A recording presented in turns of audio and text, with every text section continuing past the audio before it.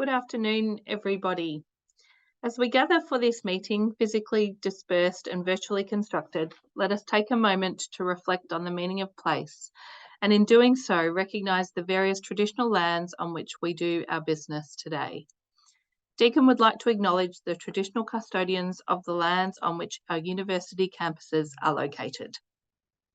The Wadawurrung people of the Kulin Nation, on whose country our Geelong campuses are located, the Wurundjeri people of the Kulin Nation, on whose country our Burwood campus is located, and the Peak Wurrung people of the Maar Nation, on whose country our Warrnambool campus is located.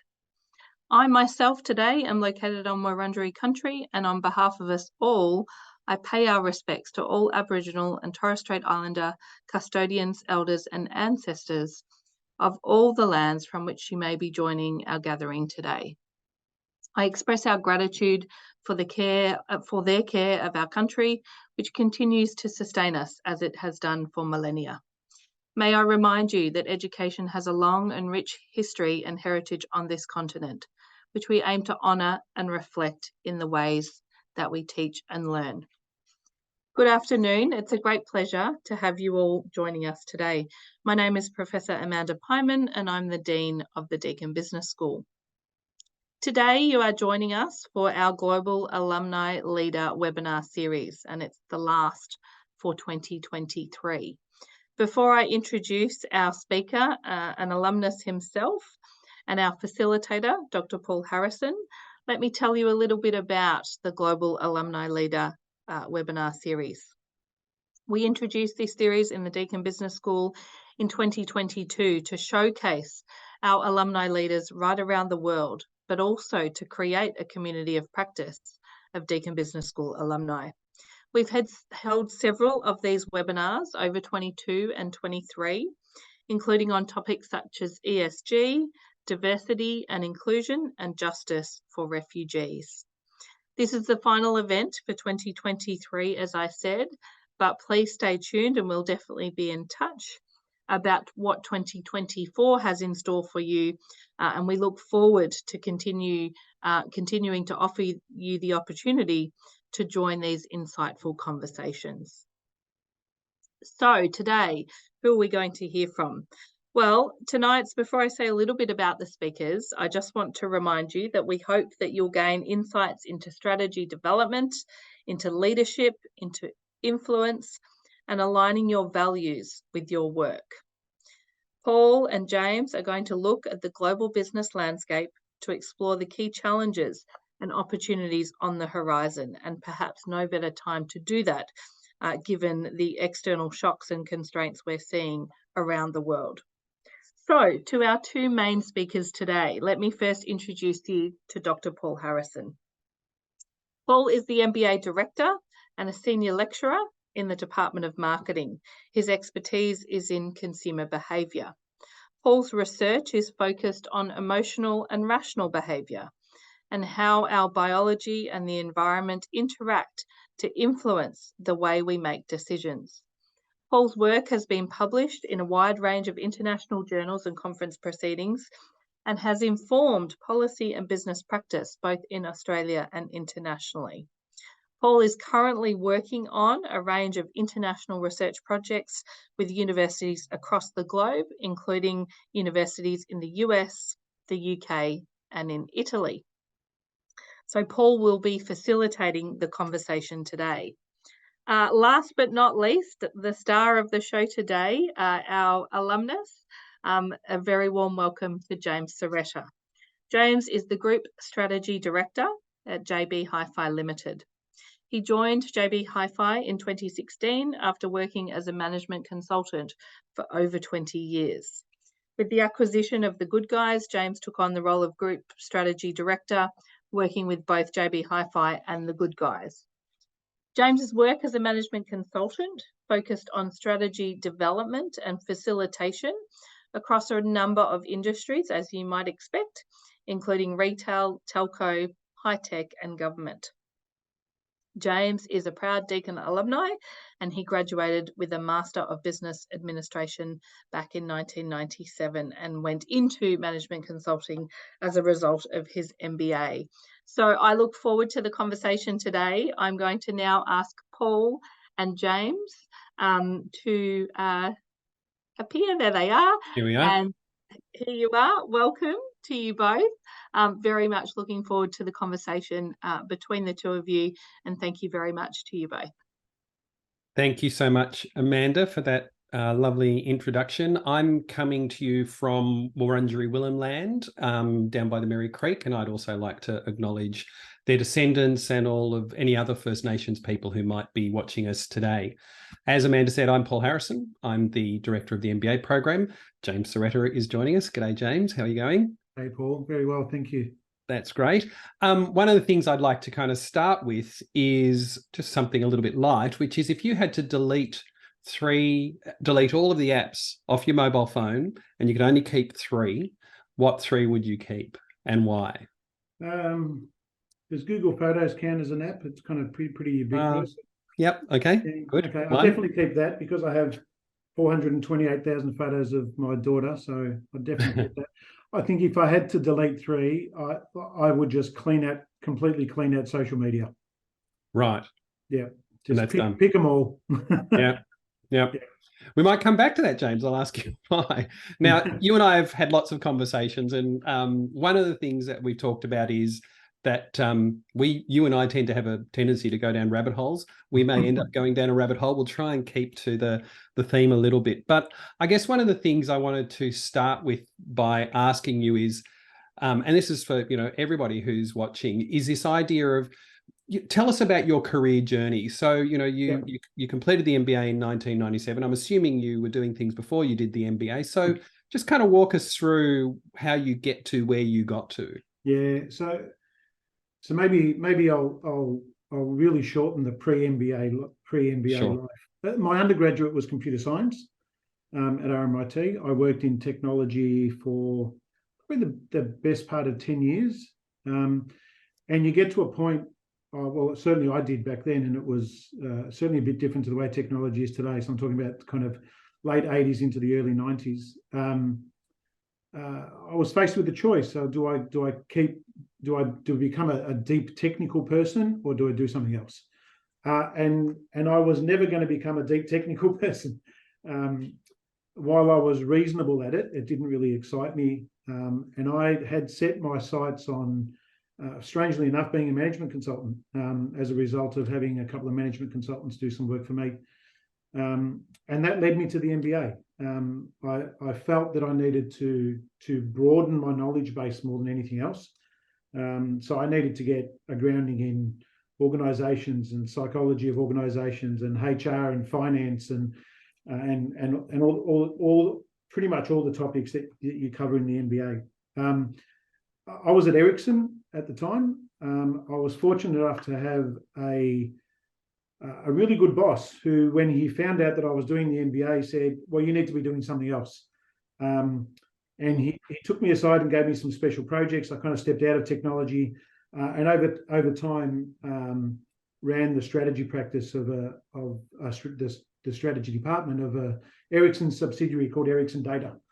And that was it. And we were kind of off and running. From there, I was poached by a management consulting company who was doing some strategy work for me in pre the end of my MBA. So it was 96, I think. So I was probably just finishing my MBA, and then spent 20 years between 96 and 2016 in DMR, small strategy house, Capgemini, which was a much bigger sort of SI strategy consulting company. 10 years with EY, where I ran the strategy practice there here in Melbourne. And then most recently joining JB in what I reckon is the best role in retail in Australia in 2016. Of course. Hey, I find it interesting that you also came to the conclusion that being highly technical wasn't your skill set or wasn't where you wanted to go. Yeah. What are the kind of attributes and experiences that you would say a person who is drawn towards strategy might have? What's the, what are the things that sit at the foundation of a person who goes into that field? So there's probably a couple of things, and my boss here at JB refers to me as the corporate pain in the backside. Nice. And that's a result of continually questioning what we do, how we do it, but also why we do it. So I think, and to be honest, I think 20 years of consulting does that to you as well. So it's kind of not accepting the way things are today, and questioning why things are the way they are today. My role, and I think what I do now kind of sums up some of the skills that you need. My role is to be 3 years ahead of where the business is. And if anyone's done any work in retail, retailers are really good at this week, this month, and this quarter, and that's about as far out as they go. So what I need to do is kind of set those flags on the hill that are 2 and 3 years out, and then constantly herd the cats to make sure that they're heading in that direction, right? So there's a lot of questioning, a lot of talking. I consult wide and often, both internally and externally. So I think you've got to have an ability just to be able to assimilate not hardcore data, but kind of signals in the market, right, and signals in the organisation, and then decide what you're going to do with them. You're saying that you've got to be curious. It's actually hard absolutely to be curious in a corporate environment because, in a way, like you say, the measures of success are short term. How do you balance that between, we're aiming for something we can't see, and I don't know how we're going to measure it? Yeah. Well, the first thing is get a really good boss who understands what you do and why you do it, and trusts you. Yeah, and his opening, we got a new CEO 2 years ago. His opening message to me was, James, if we don't speak for a couple of weeks because you're off thinking about stuff, I'm okay with that, right? So to have that freedom is amazing.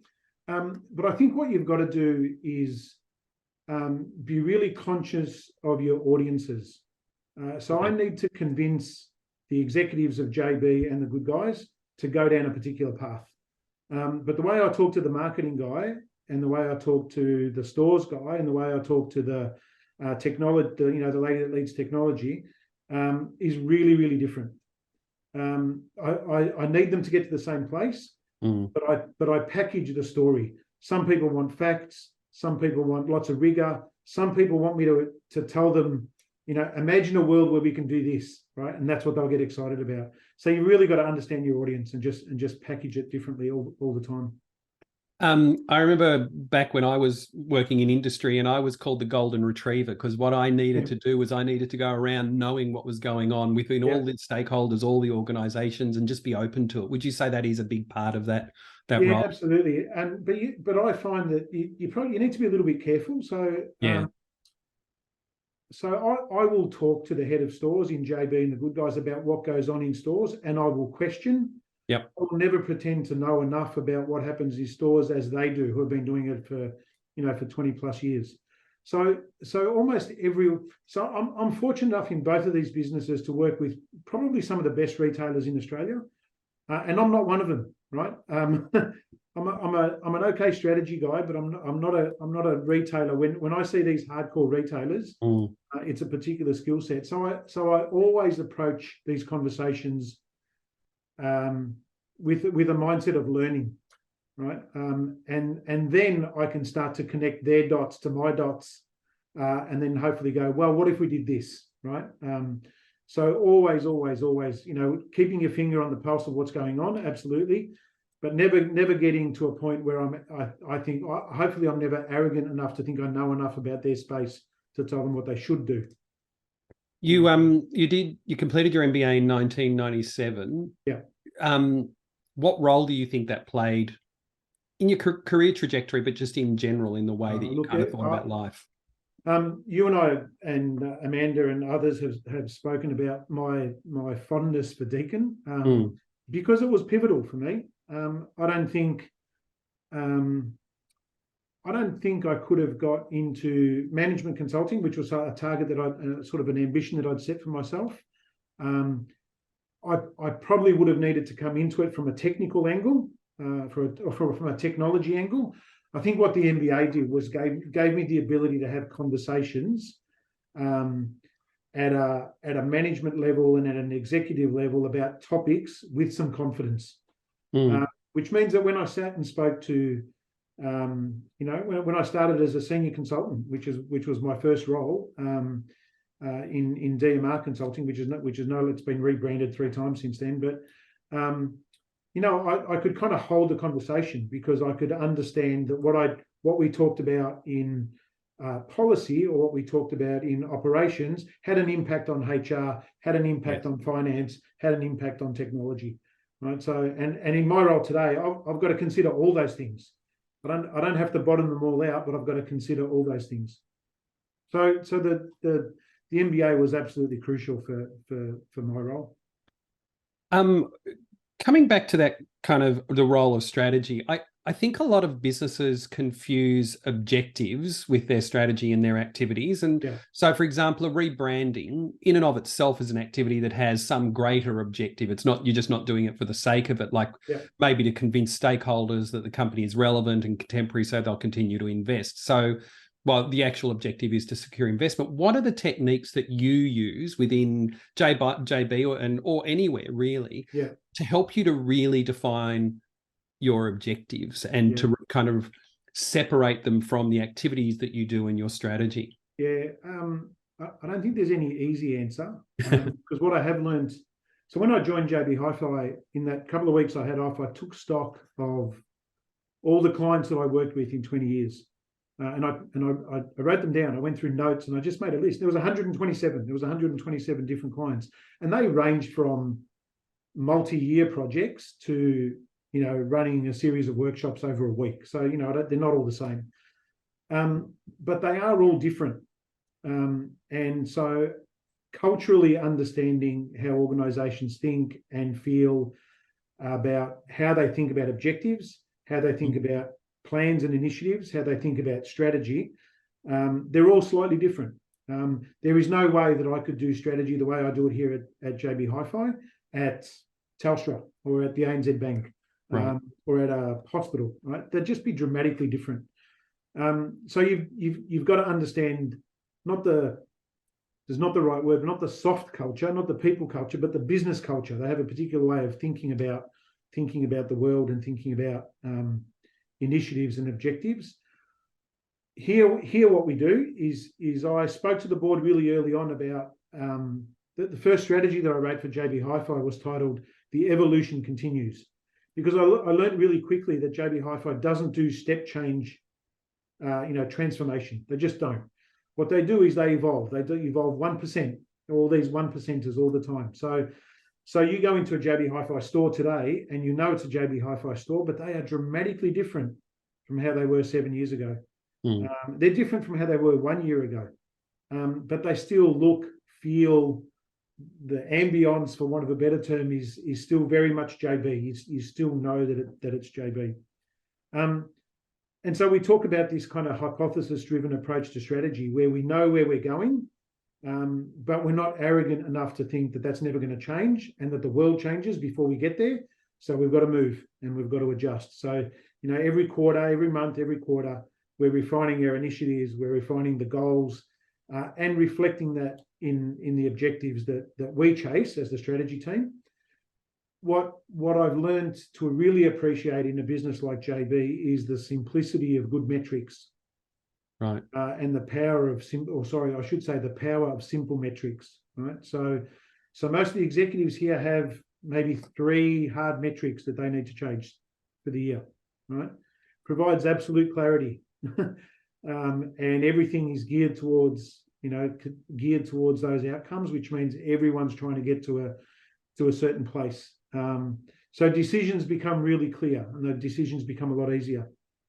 So you're saying that every individual kind of unit has 3 objectives, or the whole organisation has 3? I'm saying that each individual at an exec level has probably 3 or 4 objectives, critical objectives at most. 2 of those are shared, so 2 everybody gets. They're exactly the same for everybody. Right. And then there's a couple that kind of change depending on your role. But that's really easy to manage, right? And so what we do when we think about when we craft a strategy and then roll them down into initiatives, is we measure those initiatives on two things. One is their contribution towards those metrics, number one, and number two is their contribution to our purpose. And we've spent a lot. Happy to talk about purpose for as long as you like, Paul. We'll get there. It's a rabbit hole I will gladly go down. Okay. But purpose is really, really critical to both JB. Okay, let's talk about it, because I think this is something people do get caught up in, those very measurable things. But in a way, purpose is, something that defines the organisation and what kind of keeps people coming to work. So talk to me about purpose. So I'm a massive believer in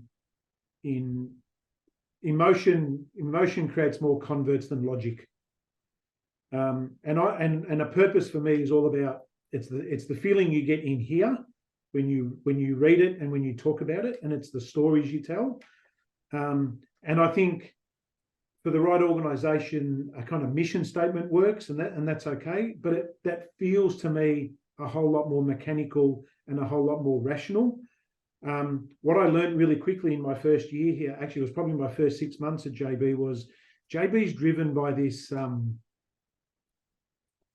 this intangible kind of secret sauce, right? The way we talk about world, we talk about being custodians of the brand. We talk about putting the food on the table for 10,000 employees. We talk about always thinking about what the customer is going to deal with when we think about a store fixture or a promotion, and we don't always get it right, but we always have that conversation. So really quickly, we started having a conversation about, we've got a mission statement, and it says, to be Australia's leading consumer. Tick, done. What do we do now, right? So we started having a conversation about purpose, and it's really hard. It's really, really hard at the start, because it's like the easy thing to ask why an organisation exists is to say to make money, is to create shareholder wealth, and it's not, right? Sorry, in my opinion, it's not. It's absolutely an outcome, but it's not the reason. It's not the reason you get up in the morning. People that work in our stores don't get up and say, "Hey, I'm good for those shareholders today." You never know. There's 10,000 of them. Yeah, well, so let me tell you about the process we went through. We spoke to 200 people across the business in stores, and not one of them was driven by margin or sales or profit. Right. They all said it was important. Yep. But they all gave stories about what they did for customers and how they solved issues for customers, and how they created a smile on someone's face, and how they went above and beyond to do something that didn't even end in a sale, right? And they said, that's why I come to work, right? Is that we know we've got to sell stuff, but we're good at that. We do that, right? But I get to do that because I do this other good stuff, right? So encapsulating that has become unbelievably powerful, both for the JB and the good guys.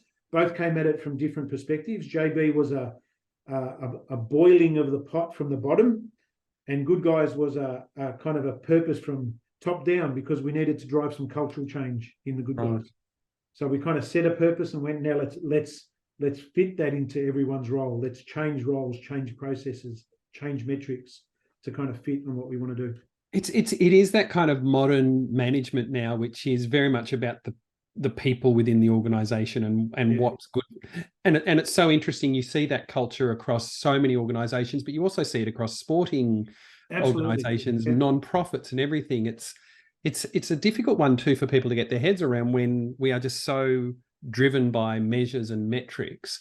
I guess one of the things that kind of I'm curious about is that, how do you weigh this approach that you're talking about against the risks that come with that? So, you have to trust in the process in a way. How do you convince stakeholders, board members, senior leaders to kind of say, this is actually where, like you say, the secret sauce is, and we may not see its effects for a period of time, and we may never see its effects the way that you want to see it. Yeah. So in again, JB and the good guys both used it quite differently. I think when the good guys, we knew things needed to change, so it was kind of an easier sell, right? once we said this is our purpose in the Good Guys, and we're able to break that down to say so therefore this is what it means when you're in a store in face to face with a customer, people would go, okay, I get it. Right. And that became really, really powerful. Slightly different with JB because it came from bottom up. What we had to convince the executives that the stores understood it, right? And we had to convince the board. So without embarrassing any of our board members, I remember having a conversation with one of them at a board meeting where I said, why do we exist? Why does JB exist? And one of them said, it exists to deliver return to the shareholders. And I said to him, do you remember a conversation, 3 or 4 years ago, where we talked about a customer returning a product? And we talked about it as an example at board level. And the overwhelming view from the board was to support the decision that management made. And we didn't need their approval, but they kind of endorsed it anyway, where we said, if a customer brings something back, just fix it. Doesn't matter what it costs us, just fix it, because that we want the customer to know that we'll look after them and they will repay us tenfold in years to come, right? And I said to them, do you remember that conversation? And they went, yeah. I said, there is no economic reason to do that. That decision just costs us money in that instance, right? But that's the purpose. The purpose there is to help people with better ways to live, learn, work, and play, right? So fix it, fix that moment of their life right there, and they'll come back and they'll come back and they'll come back, right? So using those kind of really tangible examples was just an amazing way to bring it to life and de-risk it. And we didn't turn it on, like we didn't throw everything out. We edged our way to it. But today, 3 years later in JB, it's a thing, right? It's a thing that people talk about. It's a thing that we measure decisions against. Interestingly, you talk about kind of rolling things out, incremental change, as opposed to kind of immediate or crisis type change. Yeah. Talk to us about those kind of differences. And I mean, obviously, like you don't want to scare the horses or whatever the saying is, but in a way, it's kind of it sounds like what you do. You've talked about evolution. You've talked about moving things slowly. What are the kind of benefits of doing that as opposed to just coming in and just wiping out and starting again? Yeah, there is a little bit of if it ain't broke, don't fix it. Right. But keep improving it. Right. So it's going to feel like I'm a bit of a Simon Sinek convert, but I don't talk about purpose and I don't talk about strategy without talking about this notion of the infinite game, where we measure ourselves against ourselves. So the thing that we talk about in stores, in both of the brands, is today we've got to be better than yesterday, and tomorrow we have to be better than today. And we don't get caught up in what the competition's doing, and we don't get caught up with what our investors and analysts and shareholders talk, big shareholders, what they talk about. We absolutely listen to them and take their feedback. But the overarching mantra is today we have to be better than yesterday, and tomorrow we have to be better than today. So even when we go, we're going to redesign our supply chain from end to end, and we've done that. We did that for a certain part of the business 4 years ago. The way we got there, while we absolutely knew the end game was, when we got to the end, it was going to be dramatically different. The way we got there was very incremental. Right. So you can have a big transformational change, but your journey to that change can still be incremental. It's interesting too how you put your people at the center of the decisions. Yeah. How important is it for your people as individuals to bring their authentic selves and their personal values to the workplace? How does that contribute to organisational success? That's anyone who's been into a JB store will know that we encourage people to be themselves. Be themselves. And so we don't, and again, Good Guys do that in a very different way, in a much more packaged way. It's a slightly different offer. It's a slightly different customer. Good Guys wear uniforms. JB don't wear uniforms. Right. You guys have a more prescriptive way of selling. JB have a looser way of selling. Right. So again, the history of JB is one of disarming customers, and I mean that in a nice way. It's demystifying some of the decisions they need to make. It's making them feel comfortable about dropping $3,000 on a TV. That's a big deal. That's right? A lot of money. That's a big deal for people, yeah. Right? So we that kind of authenticity thing gets thrown around a lot. Yes, it does. But as part of the journey to purpose, one of the themes that came up was this notion of family, right? So stores think about the people that work in their store as their family. They think about customers that come into their store as their extended family for the time that they're there, and then when they leave, they kind of go and join their own family again, right? But part of that is we encourage people. We encourage people to speak up. We encourage people. We don't always get it right, but we encourage people to bring themselves to the freedom within a framework that we often talk about. Here's the boundaries, right. People, right? In there, go nuts. Be yourself. Step out, we're going to have a conversation. But right. Within there, be you, right? That's a message. That's a message that we give.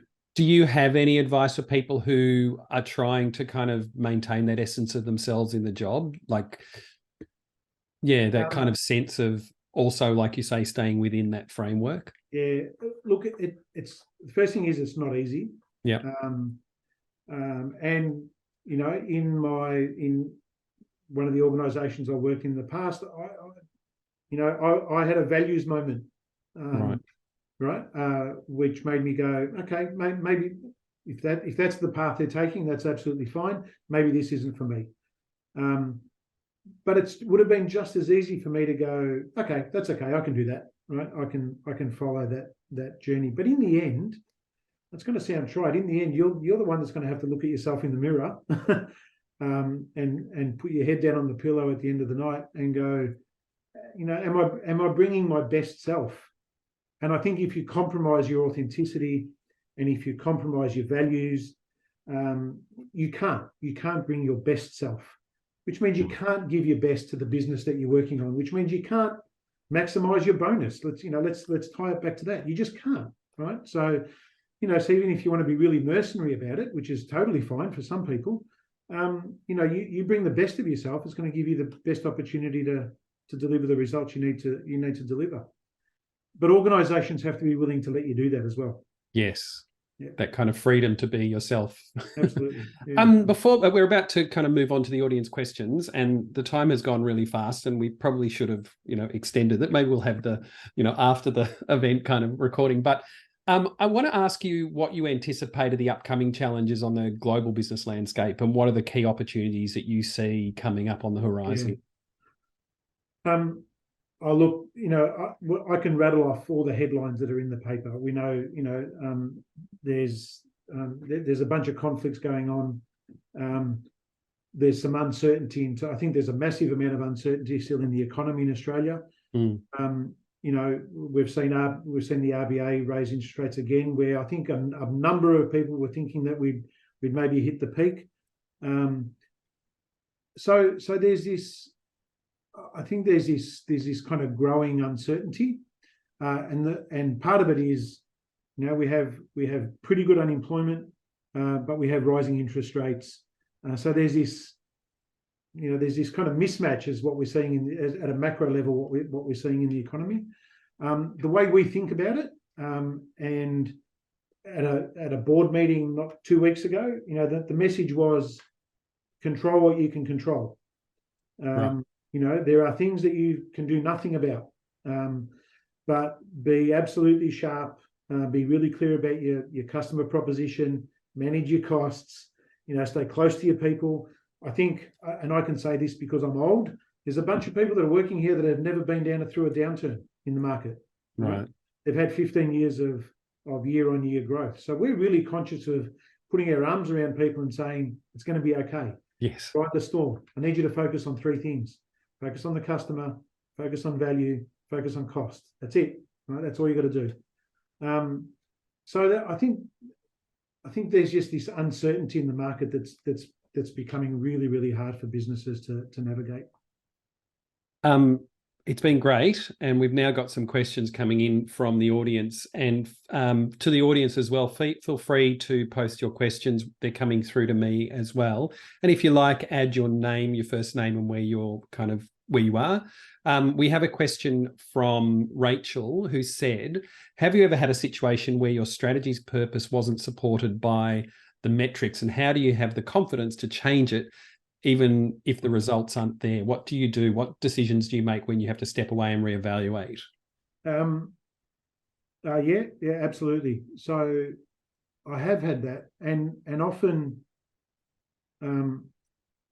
what I need to do is ultimately, I think it's a timing issue, right? So to be really, really simplistic, if I'm putting forward a strategy that isn't doing something for EBIT in the long run, then you've got to ask, why am I doing it, right? So now that the strategy may be about customer loyalty or retention or a different store format, but ultimately there are some pretty hard metrics that come out of the other side of it. So I think there is some explaining of the short-term pain or the short-term disconnect for the long-term value. And I go back to how you tell those stories to different executives, because different executives will want to see different things. Someone will absolutely want to know about what it's going to do for the bottom line. Other people want to know what it's going to do for a customer. Someone else is going to know what it's going to do for staff. And so you spin in the best possible way a different story of the absolutely same strategy. Right? As a marketer, we'd say you frame it. Thank you. You frame the story. You frame it differently for a different audience. Absolutely, you do. Yeah. And in a way, you're kind of committed. You believe in this strategy. So what you're doing is you're aiming towards the objectives rather than the kind of individual concerns that people have. And the other thing is be open to the feedback, because you might have it wrong. Yes. Yeah. Right? I absolutely might have it wrong. And I have had more than one crazy idea where I've walked into the CEO's office and he's gone, let me tell you 6 reasons why that's never going to happen. Right. Just out of interest, and I'll have another question here, but would you say that every strategy is just an experiment? It's a well-informed experiment, but ultimately a lot of the time you don't really know how it's going to play out. Yeah, I think you're right, Paul. Hence, if I go back to the start, this kind of hypothesis-driven approach to strategy is you learn along the way and you mess things up and you adjust, right? Yes. So I'm a big fan of this kind of evolutionary strategy where you're just taking the right small steps, measuring. I often talk about kind of islands of stability. So while we know we need to get to Z, we're going to take a step to B. B is an island of stability. We take a breath, we reassess, and then we go to C. Right? Yeah. And we might quickly go C, D, E, F, and then F is another island of stability where we stop, pause, reevaluate, check what's changed. Yep. And then decide where we go next. Yeah. The kind of what's next approach as well, I think. Yeah, absolutely. We've got a question here from Les, who works in the water industry, and he asks, how would you suggest we apply these insights to a not-for-profit? So we are providing an essential service rather than seeking return visits that add to the bottom line. Yeah. So I would come back to, I think there's a great opportunity to think about purpose. Yeah, I think for not-for-profits, I think that becomes a really, really powerful tool. But then that needs to be broken down. If I can use the good guys as an example, their purpose is to help families live better for less. So live better can mean 17 different things. For less means spending less impact on the environment, spending less time doing the laundry. Live better means more time with family, better cooking. So you start to break this down, and it's not just about giving them a deal or giving them a great product. The way we talk about those products is to say, this can help you with your daily life. Right. So I think there's a real purpose opportunity in not-for-profits, but I think you've got to dissect it. You've got to break it down. And there's still metrics. Right? There's still metrics. Just profit isn't one of them, but there's still metrics, whether it's your contribution to a program, whether it's the delivery of programs on budget, whether it's metrics, the returns from particular programs and initiatives and projects without knowing the specifics. There's all sorts of metrics that you can start to go, what's my link between that and my purpose, and start to draw those links. And it does sound, whether it's a not-for-profit or a commercial business, it does still sound like you have to be clear about what you're there for. Yeah, absolutely. And sometimes I think people get bogged down in these very, I don't know, what would you call it, kind of practical technological elements, which is kind of why you're in strategy and you're not in the, at that business unit. Paul, just on that, one of the frameworks that I use all the time is I think about three things: the political, the emotional, and the rational. Right, and the rational is really easy. It's the technology, it's the numbers, it's the processes. That stuff almost everyone can do. The political stuff is not bad political, as in playing politics, but it's kind of understanding your stakeholders, understanding how you sell it to them, how you frame the story, and how you engage them. But the emotional bit is where purpose comes in.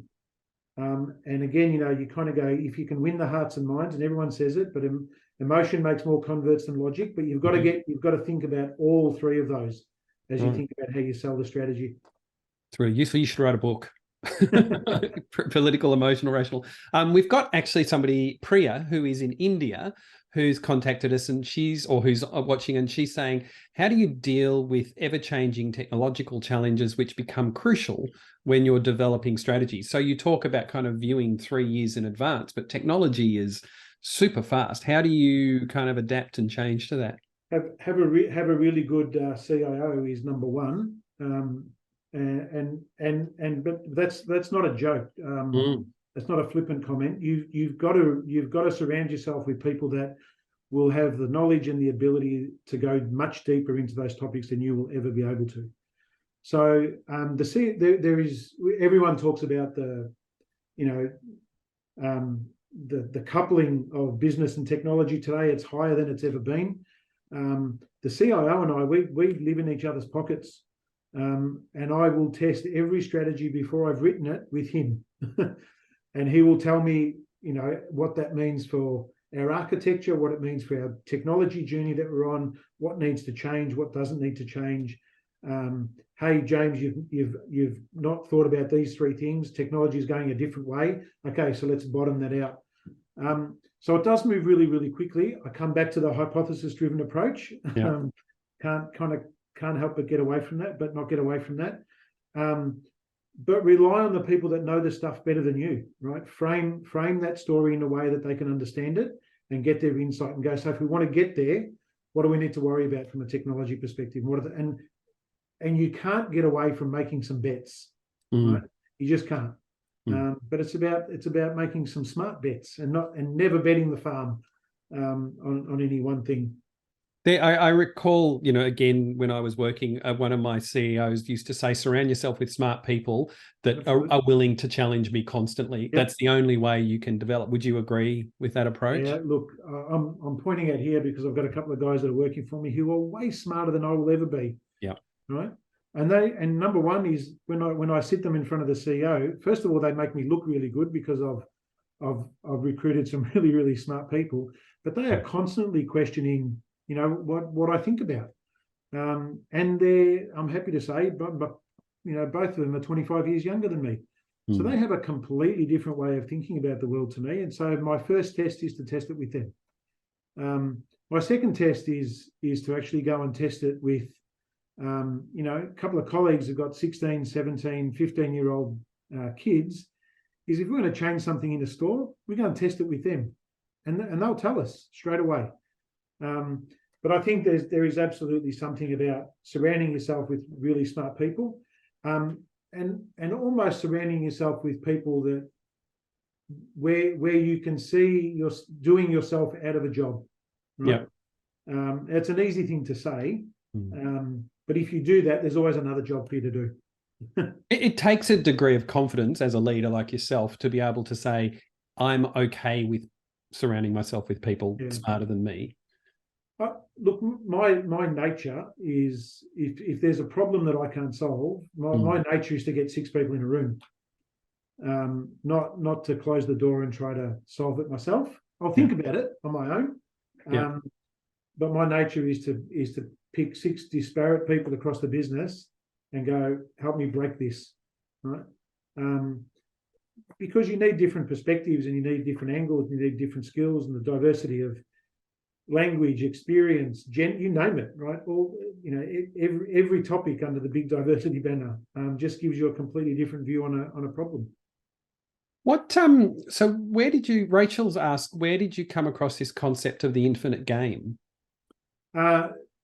Just if you go to YouTube and go to the infinite game and look at this thing, look, Simon Sinek wrote a book on it. Yeah, it's up on your shelf. No. Where he talks about understanding the game that you play, right? And the idea is, in the role of business, it never ends. It's not like a football game where the rules are described, the time period is prescribed, you know, the field is prescribed. The role of business, you keep going. You don't just go, okay, we made $1 million this year, shut everything down, we're done, tick. Good to go. Right? Yeah. So understanding the game, I mean, look, it's a fascinating topic. There's a book. You can watch a couple of these videos on YouTube. You'll get an understanding for it. He gives a really quite extended speech on it that's definitely worth looking at.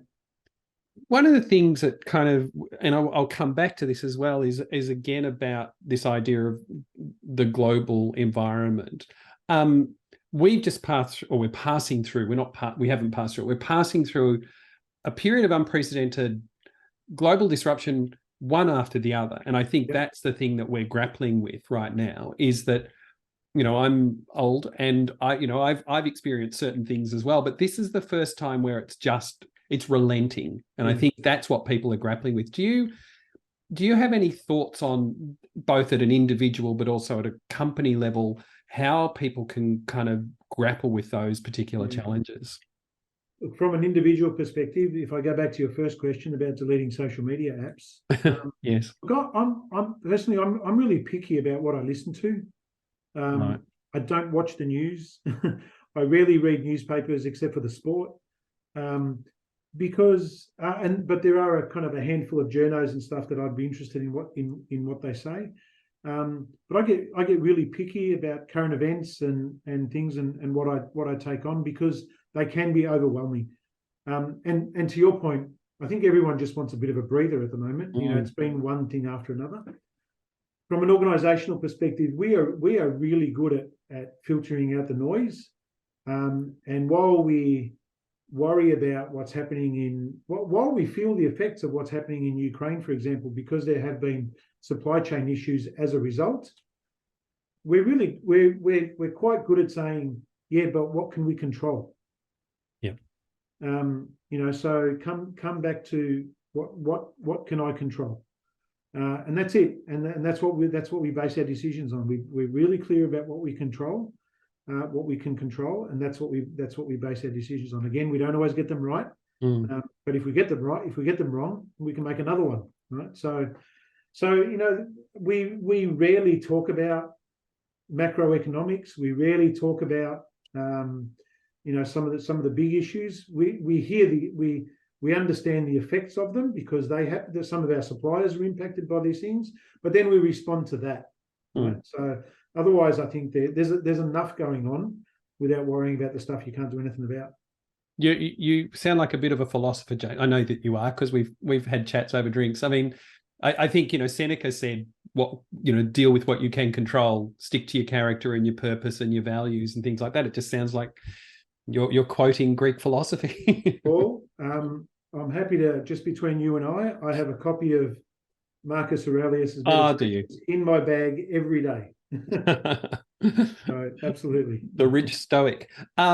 So I have one more question from the pre-registration, and it is something that's really critical at the moment, is how can a company effectively integrate sustainability principles into its corporate strategy? And how do you feel about this idea that environmental and social responsibilities become so important in decision making? Yeah, so we've been on quite a journey across as a group. So we have a sustainability strategy as a group, so it sits across both brands. The first thing is you don't have a choice, and I don't mean you don't have a choice because the government's telling you to do it. I don't think you don't have a choice because you have a responsibility to do it. And we came to that conclusion, probably, to be fair, probably late to the party. So it's probably, while we did some things and we kind of tinkered around the edge, it was probably only 2 years ago, maybe 3 years ago, where we had a published sustainability strategy. But the conversation around the board table and around the executive table was, we just have to do this, right? We have to do this because we have a role in society. We have a purpose that says help people with better ways to live. We have a purpose in the good guys, which is, help families with better ways to live and to live better for less. So we've called it out. We've kind of put it out there front and center that this is what we're about. We often think about the balance between making the right sustainable decisions and the economic impact to us as a business. Right. The fortunate thing is that shareholders, institutional shareholders, analysts, the stock market, all those big shareholders, they get it, right? They get it. And some of our bigger shareholders, the Prince of Darkness at BlackRock, they talk about investing in businesses that believe in purpose and have a really well articulated sustainability plan. They own 8% of JB Hi-Fi, right? So we don't need to convince anybody that this is a good thing to do. What we need to grapple with is at what rate and pace are we going to get there? Right. Yeah. So we set some targets, and then it's about rate and pace. And we listen to our customers. We listen to our staff really, really strongly when it came to sustainability. We get lots of feedback that says, why have we still got plastic bags? We don't. We now have paper bags, just so everybody knows. But we listen to it, right? And we can't just change it overnight, but we tell people that we are going to do something about it, and we have a plan, and we execute. We communicate the plan, and we execute it on it. So I don't think it's a matter of if you should do it. I think you've got a responsibility to do it. I think it's a question of rate and pace. So we're coming to the end of our allocated time. You and I will need to do this again sometime, either online or just over a coffee or something.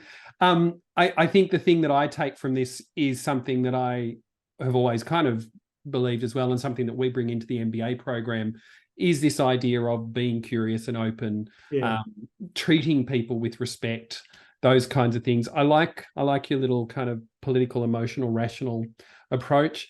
And we should all just grab a little bit of Marcus Aurelius or Seneca and keep it in our pocket. So James, thank you so much for your time. It's been wonderful to talk to you again. And you are a fantastic representative of the Deakin MBA, and I'm very proud to have been able to talk to you today. Paul, thank you. I really appreciate the opportunity. I think I've said a number of times that Deakin and the MBA is near and dear to my heart. That's wonderful. So an absolute privilege to be here. Thanks so much, James. I'll hand over now to Nick Hancock, who is the Acting Director of Alumni Engagement. Thanks, Paul and James. That was super engaging and insightful. We're very, very lucky to be flies on the wall for that conversation. And I'll make this really quick. There's 3 groups of people I want to thank on behalf of Deakin University. I'd like to thank Deakin Business School Dean, Professor Amanda Pyman, Dr. Paul Harrison, and the magnetic James Saretta, who have generously given up their time to bring their expertise to you today. I also want to thank our behind the scenes team led by Elsie Mann, who made today possible. And finally, I want to thank you, the viewer. So part of our mission at Deakin University is to share the knowledge and wisdom of our alumni, staff and students with our community through events such as these. We have a lot planned, as Amanda foreshadowed at the start of this webinar, and we want you involved. In the same way that Les, Joshua, Priya, Vince and Rachel got involved in the Q&A today. So if you're a Deakin University alumni, we encourage you to update your details so we can stay in touch with news, events and benefits for you. And if you're a part of the wider Deakin community, connect with us via social media to stay up to date with what our university has to offer. Thank you for your attendance for this Global Alumni Webinar Series lecture. We hope this session has been as insightful for you as it has been for us, and we look forward to seeing you again at Deakin University soon.